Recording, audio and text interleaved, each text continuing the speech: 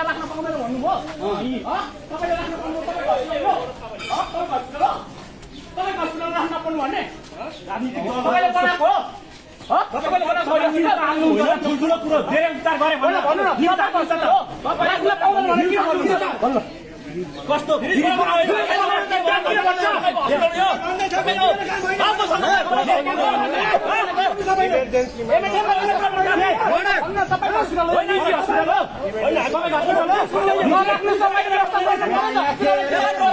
छिरे छ क्या यहाँ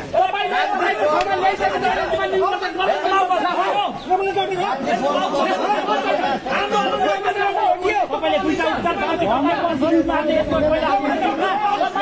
भन्न पाउनुहुन्छ त्यो त तपाईँको काम हो कहाँ ल्याएर जिम्मा दिएपछि कहाँ राख्ने के गर्ने के कसरी गर्ने भनेको